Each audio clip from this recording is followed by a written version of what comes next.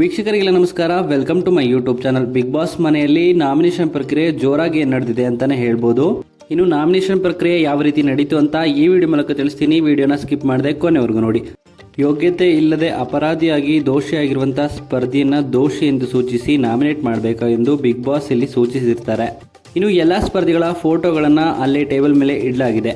ಇನ್ನು ದೋಷಿ ಅಂತ ಇರುವಂತಹ ಲೇಬಲ್ನಲ್ಲಿ ಫೋಟೋಗಳನ್ನ ಹಾಕಿ ನಾಮಿನೇಟ್ ಮಾಡಬೇಕಾಗುತ್ತೆ. ಒಬ್ಬರಿಗೆ 2 ಸ್ಪರ್ಧಿಗಳನ್ನ ನಾಮಿನೇಟ್ ಮಾಡುವಂತ ಅವಕಾಶ ಇರುತ್ತೆ. ಅದರಲ್ಲಿ ನೋಡೋದಾದ್ರೆ ರಿಷಾ, ಜಾನ್ವಿ ಮತ್ತೆ ಅಶ್ವಿನಿ ಗೌಡ 3 ಜನ ಕೂಡ ಮಾಳುನ ನಾಮಿನೇಟ್ ಮಾಡಿದ್ದಾರೆ. ಇನ್ನು ಕಾರಣ ಏನು ಅಂತ ಕೇಳೋದಾದ್ರೆ, ಕಳೆದ ವಾರ ಮಾಳೂರು ಕ್ಯಾಪ್ಟನ್ ಆಗಿದ್ದಂಥ ಸಂದರ್ಭದಲ್ಲಿ ಈ 3 ಸ್ಪರ್ಧಿಗಳನ್ನ ನಾಮಿನೇಟ್ ಮಾಡಿರ್ತಾರೆ. ಅದೇ ಕಾರಣದಿಂದಾಗಿ ಈ 3 ಸ್ಪರ್ಧಿಗಳು ಅದೇ ಕೋಪವನ್ನು ಇಟ್ಕೊಂಡು ಈಗ ಮಾಳುನ ನಾಮಿನೇಟ್ ಮಾಡಿದ್ದಾರೆ. ಇನ್ನು ಧನುಷ್ ಅವರು ರಕ್ಷಿತಾನ ನಾಮಿನೇಟ್ ಮಾಡಿದ್ದಾರೆ. ಸಿಕ್ಕಿರೋ ಅವಕಾಶನ ಸರಿಯಾಗಿ ಬಳಸ್ಕೊಳ್ತಿಲ್ಲ ಅನ್ನೋ ರೀಸನ್ನ ಕೊಟ್ಟಿದ್ದಾರೆ. ಇನ್ನು ರಾಶಿಕಾ ಅವರು ಕೂಡ ಇಲ್ಲಿ ಧ್ರುವಂತ ನಾಮಿನೇಟ್ ಮಾಡಿದ್ದಾರೆ. ನಾವು ಯಾರಾದರೂ ಹೇಟ್ ಮಾಡ್ತೀವಿ ಅಂದಾಗ ಅವರು ಒಂಥರ ನಗ್ತಿರ್ತಾರೆ, ಸ್ಯಾಡಿಸ್ಟ್ ಪರ್ಸನ್ ಅವರು ಅಂತ ಹೇಳಿ ರೀಸನ್ನ ಕೊಟ್ಟಿದ್ದಾರೆ. ಇನ್ನು ಸ್ಪಂದನ ಅವರು ಕೂಡ ರಾಶಿಕನ ನಾಮಿನೇಟ್ ಮಾಡಿದ್ದಾರೆ. ಅವಳು ಆಟವನ್ನು ಆಡ್ತೀನಿ ಅನ್ನೋ ಅಹಂಕಾರದಲ್ಲೇ ಅವಳ ಆಟನ ಕೆಡಿಸ್ಕೊಳ್ತಿದ್ದಾಳೆ ಅನ್ನೋ ರೀಸನ್ನ ಕೊಟ್ಟಿದ್ದಾರೆ. ಆ ಕಾರಣದಿಂದಾಗಿ ರಾಶಿಕಾ ಅವ್ರನ್ನ ನಾಮಿನೇಟ್ ಮಾಡಿದ್ದಾರೆ.